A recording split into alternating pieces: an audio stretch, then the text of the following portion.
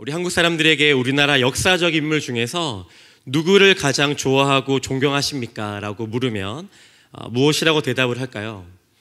우리 오긴교회 성도님들은 역사적 인물 중에 누구를 가장 존경하십니까? 다 다르실 텐데요. 대부분의 설문조사에 따르면 압도적인 1위를 달리고 있는 인물이 한 명 있습니다. 누구일까요? 네, 바로 이순신 장군입니다. 이순신 장군은 수많은 전투를 했지만 그 중에서도 가장 유명한 전투는 바로 임진왜란 중에 있었던 명량해전입니다. 영화 명량으로 나왔었죠. 1597년 조선의 해군과 일본의 해군은 명량해협에서 전투를 합니다. 그런데 이 전투는 일단 수적으로 상대가 되지 않는 전투였습니다. 일본 해군은 배가 330여 척이나 되었고요. 이순신 장군이 이끄는 조선의 해군은 겨우 13척의 배밖에 가지고 있지 못했기 때문입니다. 그런데 그렇게 열세였던 조선의 해군은 어떻게 됩니까? 네, 알고 있으시듯이 조선의 해군은 단 한 대도 격침되지 않고 큰 승리를 거둡니다. 성도님들과 함께 읽은 오늘 본문을 보면 이 명량해전보다 더 큰 승리를 거두는 이야기가 등장합니다. 바로 갈멜산에서 엘리야 선지자가 단 한 사람이 850명이나 되는 바알의 제사장들을 이긴 이야기입니다. 오늘 본문의 주인공 엘리야는 열왕기상 17장부터 등장을 합니다. 성경을 계속 보시면 아시겠지만 엘리야 선지자가 활동할 시기에 이스라엘은 어땠습니까? 영적으로 굉장히 어둡고 타락한 시대였습니다. 당시 이스라엘의 왕이었던 아합은요, 이방 여인인 이세벨을 아내로 맞습니다. 그리고 이세벨이 섬기던 바알신을 들여오게 되면서 이스라엘 사람들도 이 바알신을 섬기게 되죠. 아합 왕이 20년 동안이나 이스라엘을 통치하면서 이스라엘은 어떻게 되었을까요? 하나님을 버리고 우상을 섬기는 비참한 국가로 전락하고 맙니다. 그런데 이때 영적으로 매우 어두운 이 시기에 누가 등장을 합니까? 엘리야 선지자가 등장하여 아합 왕에게 한 가지 제안을 하게 됩니다. 여호와 하나님이 진짜 신인지 아니면 바알이 진짜 신인지를 가리자는 것이었죠. 구체적으로 갈멜산에 제단을 쌓아놓고 그 제단에 불을 내리는 쪽이 참신이라는 것입니다. 그래서 바알을 섬기는 선지자 450명, 아세라를 섬기는 선지자 400명, 총 850명의 선지자들이 갈멜산에 모이게 됩니다. 이렇게 해서 1대 850의 대결이 시작되는 것이죠. 성도 여러분, 여러분이 생각하시기에 이 대결이 말이 된다고 생각하십니까? 말이 안 되는 대결입니다. 축구에서 한 명이 퇴장을 당해서 경기장 밖으로 나가게 되면 어떻게 됩니까? 그 경기는 기울어지게 됩니다. 11대 10의 축구 경기도 굉장한 엄청난 차이를 보이게 되는데 1대 850이라니 말도 안 된다고 생각하지 않으십니까? 일단 숫자적으로, 우리 딱 보기에도 숫자적으로 상대가 되지 않는 대결입니다. 인간적으로 보면 그 싸움은 절대 하지 말아야 할 싸움이고요. 또 피해야 하고 시도조차 하지 말아야 할 싸움입니다. 그런데 엘리야는 상식적으로 말도 안 되고 불리해 보이는 질게 뻔해 보이는 싸움을 시작하게 됩니다. 왜 그럴까요? 왜 엘리야는 상식적으로 말도 안 되고 질게 뻔해 보이는 수적으로 열세인 이 전투를 시작하게 되는 것일까요? 엘리야에게는 그들이 몇 명인지, 아세라와 바알을 섬기는 선지자가 몇 명인지, 그들이 얼마나 대단한 능력을 가졌는지 전혀 문제가 되지 않았기 때문입니다. 엘리야는 살아계신 하나님을 굳게 믿고 있었기 때문에 그 싸움을 담대하게 시작을 했던 것이죠.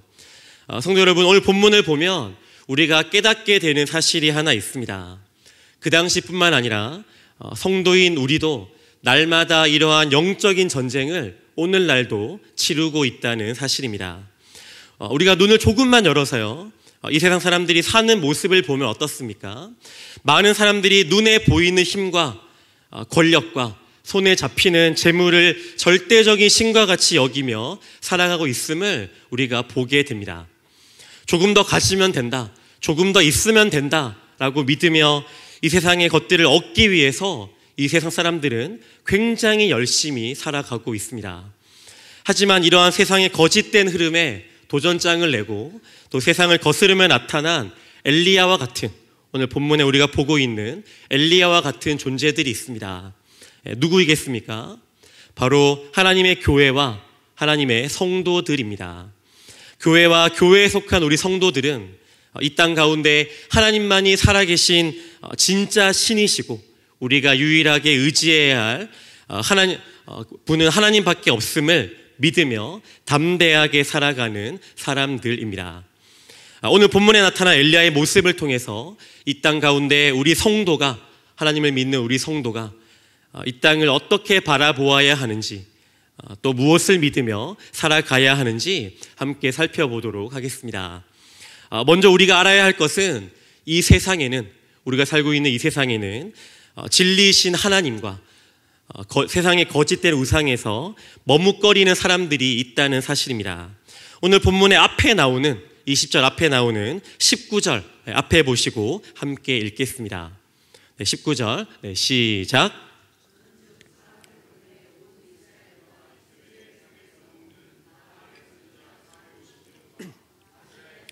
400명을 갈멜산으로 모아 내게로 나아오게 하소서. 방금 읽은 구절을 잘 보시면요, 갈멜산에는 엘리야와 제사장들만 모인 것이 아님을 우리가 알 수가 있습니다. 엘리야는 온 이스라엘을 갈멜산으로 모이라고 했고요, 또 수많은 이스라엘 사람들이 그 자리에 모이게 됩니다. 그런데 그들이 지금 어떠한 모습을 보이고 있습니까? 본문을 잘 보시면 그들은 지금 눈에 보이는 거대한 바알의 형상과 눈에 보이지 않는 여호와 하나님을 믿는 믿음 사이에서 어떻게 할지 몰라 머뭇거리고 있습니다. 21절을 보시면 이스라엘 백성들의 모습을 알 수 있는 굉장히 좀 재미있고 흥미로운 단어가 하나 등장을 합니다. 우리 앞에 보시고 함께 읽겠습니다. 21절 시작. 엘리야가 모든 백성에게 가까이 나아가 이르되 너희가 어느 때까지 둘 사이에서 머뭇머뭇하려느냐. 여호와가 만일 하나님이면 그를 따르고 바알이 만일 하나님이면 그를 따를지니라 하니 백성이 말 한마디도 대답하지 아니하는지라. 모여있는 사람들을 향해 엘리야가 말합니다. 너희가 언제까지 하나님과 바알 사이에서 머뭇머뭇하려고 하느냐. 여호와가 진짜 하나님이면 여호와를 따르고 아니면 바알을 하나님으로 따르라 라고 외치고 있습니다. 그러자 백성들이 어떻게 하고 있습니까? 한마디도 대답하지 않고 여전히 중간에서 어떻게 해야 될지를 몰라 머뭇머뭇거리고 있습니다. 갈멜산에 모인 사람들은요, 누가 진짜 신인지 또 누가 거짓 신인지를 분별하지 못하는 사람들이었습니다. 누구와 비슷합니까? 누구를 선택해야 하는지 또 누구를 쫓아야 하는지 알지 못하는 세상의 많은 사람들과 굉장히 유사하고 비슷한 모습을 보이고 있음을 우리가 알 수가 있습니다. 제가 너무 세상을 부정적으로 말하는 것인지도 모르겠습니다. 하지만 우리가 신앙의 눈으로 이 세상을 조금만 바라보면 이 땅 가운데 이러한 사람들이 굉장히 많이 있다는 사실을 우리가 알 수가 있습니다. 눈에 보이고 또 손에 잡히는 것만이 진짜라고 믿고 살아가는 사람들이 많이 있다는 것이죠. 때로는 하나님과 세상 사이에서 욕심과 편의를 따라 세상을 쫓아 살아가다가 때로는 하나님을 믿고 살기도 하는 머뭇머뭇거리는 사람들이 있음을 우리는 알 수가 있다는 것입니다. 사랑하는 성도 여러분, 우리가 살아가는 세상에 특징이 하나 있습니다. 바로 눈에 보이고 손에 잡히는 것만이 진짜다라고 믿으며 살아간다는 것입니다. 우리가 자주 보고 들고 다니는 이 스마트폰과 같이 눈에 보이고 손에 잡히는 것만이 진짜다라고 믿으며 살아가고 있다는 것이죠. 사람들은 나를 화려하고 풍요롭게 해줄 것 같은 것들에 굉장히 현혹되어 살아갑니다. 그래서 눈에 보이지 않는 하나님께로 돌아오는 것을 굉장히 힘들어하죠. 오늘 본문의 사람들과 굉장히 비슷합니다. 엘리야는 이러한 사람들의 머뭇거림을 굉장히 잘 알고 있었습니다. 하나님 앞에서 결단하지 못하는 그들의 상태를 너무나 잘 알고 있었던 것이죠. 엘리야는 이 같은 분위기에서 하나님을 드러내는 증인으로 이 갈멜산에 서 있는 것입니다. 성도 여러분, 한번 엘리야의 심정을 한번 상상해 보십시오. 엘리야는 아마도 외로웠을 겁니다. 그리고 혼자밖에 없었기 때문에 두려웠을 겁니다. 그럼에도 불구하고 하나님만이 진짜 신임을 증명하기 위해 엘리야는 그 자리에 서 있습니다. 사실 그 자리는 아무나 설 수 있는 자리가 아니었습니다. 하나님에 대한 절대적인 흔들리지 않는 굳은 믿음을 가지고 있는 사람만이 설 수 있는 자리였습니다. 그러한 곳에 엘리야가 서 있었고 또한 그러한 자리에 저와 여러분들이 서기를 하나님께서는 원하고 계십니다. 이제 엘리야는요, 바알의 선지자들과 본격적인 대결을 시작하게 됩니다. 송아지 둘을 가져와서 나무 위에 얹어 놓고서는 본문을 보시면 어떻게 합니까? 먼저 불을 내려 송아지를 태우도록 하는 신이 진짜 신이다 라고 결정하는 대결을 벌입니다. 먼저 바알의 선지자들의 성공이 시작됩니다. 그들은 아침부터 낮까지 이제 오랜 시간 동안 바알의 이름을 굉장히 열심히 외치며 불러댑니다. 그런데 어떻게 됩니까? 이 바알이라는 신은 굉장한 줄 알았는데 아무 대답도 하지 않고 있습니다. 그러자 선지자들은요, 바알을 더 강하게 부르기 위해 내 목소리를 들어달라고 큰 소리를 외치며 칼과 창을 이용해서 자신의 몸에 상처를 내어 피가 나도록 하고 있는 것이죠. 그렇게 하면 바알이 어떻게 한다고 생각하는 겁니까? 이렇게만 하면 내가 소리를 지르고 몸에 피를 내면 바알이 응답을 할 것이다 라고 믿었던 겁니다. 그러나 저녁까지 어떻게 됩니까? 저녁까지 하루 종일 아무런 일도 일어나지 않습니다. 이제 바알이라는 신은요, 거짓이다 라는 사실이 드러난 것입니다. 이제 엘리야의 차례가 되었습니다. 그런데 엘리야는 하나님만이 진짜 살아계신 분임을 드러내기 위해 먼저 해야 하는 일이 하나 있었습니다. 바로 무엇입니까? 무너진 제단을 다시 수축하는 것이었습니다. 엘리야는 모든 백성에게 뭐라고 말합니까? 자기의 가까이로 오라고 말합니다. 그리고 그들이 가까이 와서 모인 곳에는 무너진 여호와의 단이 있었습니다. 과거에 하나님을 섬길 때 사용했었던 제단이었죠. 그런데 이것이 어떻게 되어 있습니까? 본문을 보시면 다 무너져 있었습니다. 더 이상 하나님이 아닌 하나님께 제사하던 그 단에 더 이상 하나님이 아닌 우상에게 제사를 드리며 여호와의 제단은 처참하게 무너져 있는 것이죠. 엘리야는 그들 앞에서 무너진 여호와의 단을 수축합니다. 다시 제단을 바르게 쌓은 것이죠. 엘리야는 이스라엘 백성들에게 보지도 듣지도 못한 새로운 신을 소개하고 있는 것이 아닙니다. 과거의 노예였던 자신의 조상들을 하나님의 백성으로 삼아서 구원하시고 또 가나안 땅에서 인도하셨던 하나님을 믿는 믿음을 그들에게 기억시키고 있는 것입니다. 성도 여러분, 우리가 살아가는 주변에는요, 갈멜산도 없고 이런 눈에 보이는 단은 존재하지 않습니다. 하지만 오늘 우리가 살아가고 있는 이 땅 가운데 무너져버린 여호와의 단은 굉장히 많이 있음을 우리는 알 수가 있습니다. 어디에 있습니까? 사람들은 눈에 보이는 세상만을 따라 살아갑니다. 뭔가 새롭다고 생각되는 것을 쫓아서 살아가고 있습니다. 하나님이 없어도 이 세상의 것들로 충분히 행복하게 살 수 있다고 믿으며 살아갑니다. 이와 같이 하나님을 섬겨야 할 사람들의 삶의 제단이 어떻게 되어 있는 것입니까? 무너져 있는 것이죠. 수많은 기독교 신앙과 기독교 문화를 꽃피웠던 유럽, 그 유럽의 수많은 교회들이 현재 어떤 모습이 되어 있을까요? 유럽에서도 하나님의 단은 처참히 무너져 내렸습니다. 많은 사람들이 교회를 떠나 세상으로 향하고 있습니다. 유럽의 수많은 교회들은 현재 텅텅 비어 있고요. 많은 교회들이 교인이 없어, 다음 세대들이 없어 극장으로 팔리고 박물관이 되었고 술집으로 변해 버렸습니다. 역사적으로 우리가 기독교 국가라고 알고 있는 영국의 제단도 허물어져 내리고 있습니다. 공공장소에서 법적으로 하나님을 전하지 못하도록 막는 나라가 되었습니다. 또 공립학교와 공공건물에 세워졌던 기독교 유산들은 철거되어 없어지고 있다고 합니다. 영국뿐만 아니라 수많은 나라들이 성경에서 말하는 동성애와 같은 죄들을 용납하고 있고 또 그것을 합법화하며 하나님의 제단은 무너져 가고 있습니다. 우리나라는 어떨까요? 하나님을 섬기는 단이 되어야 할 우리나라의 수많은 가정은 깨어져 찢어져서 무너져 내리고 있는 현실입니다. 우리가 사는 대한민국은요, 한 달 동안 3,900쌍이 이혼을 하는 나라입니다. 7,800명이 이혼을 경험하는 것이죠. 작년 2017년에는요, 1년 동안 10만 6천 명이 넘는 사람들이 이혼을 경험했다고 합니다. 그런데 이것도 많이 줄어든 통계라고 합니다. 성도 여러분, 어떻습니까?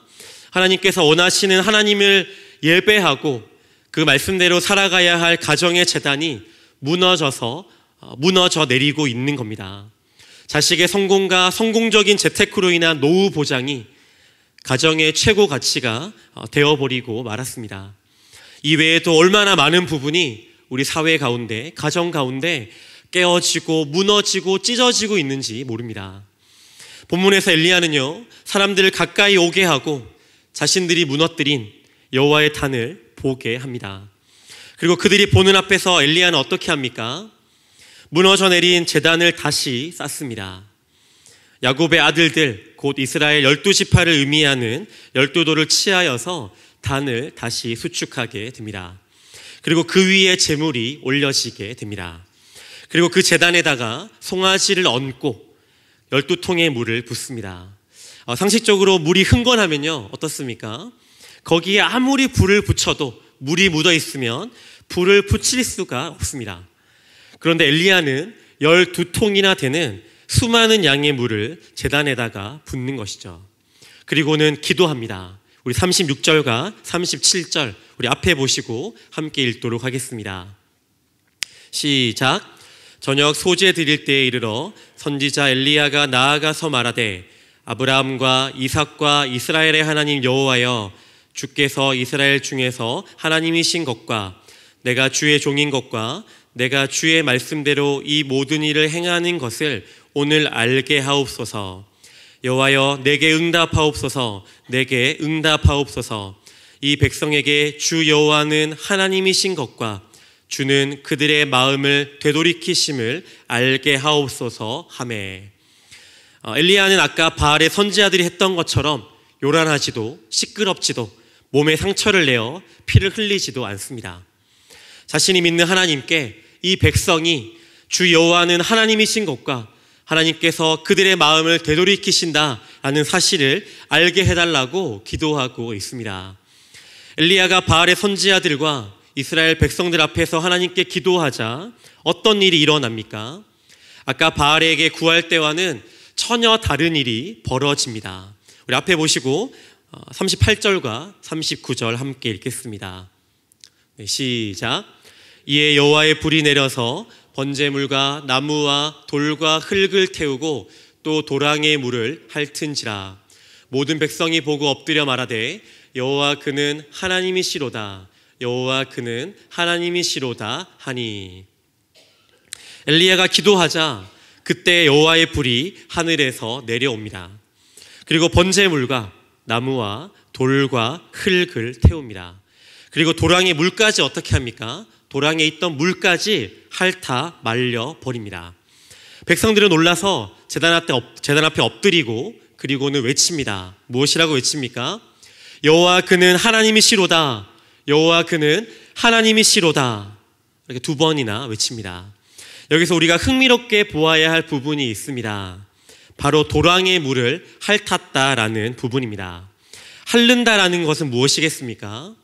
한 방울도 남김없이 깨끗이 없앤다라는 뜻이죠.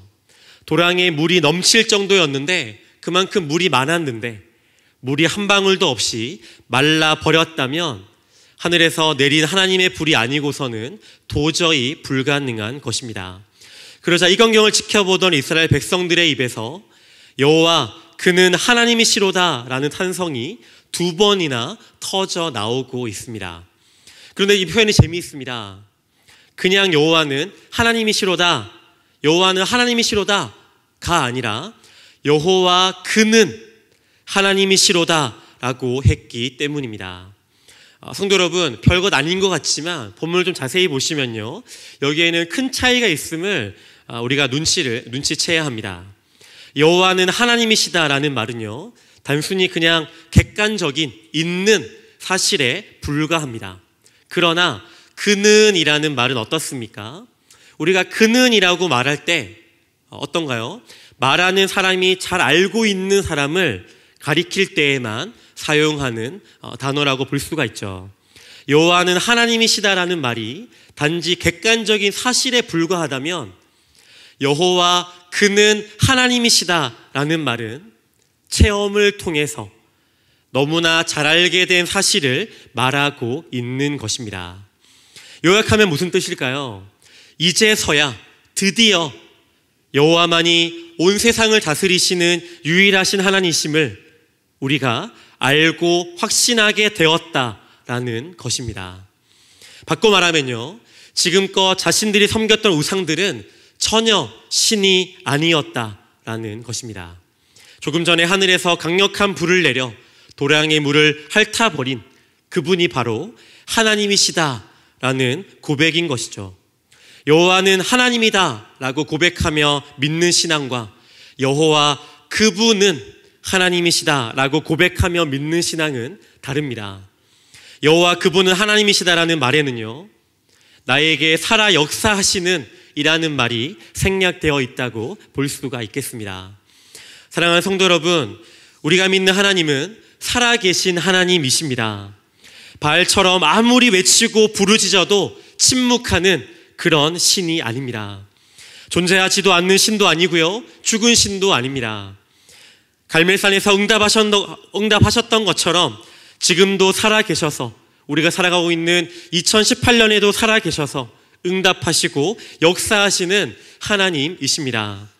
우리가 믿는 기독교 신앙은요, 뜬구름을 잡는 듯 추상적이지 않습니다.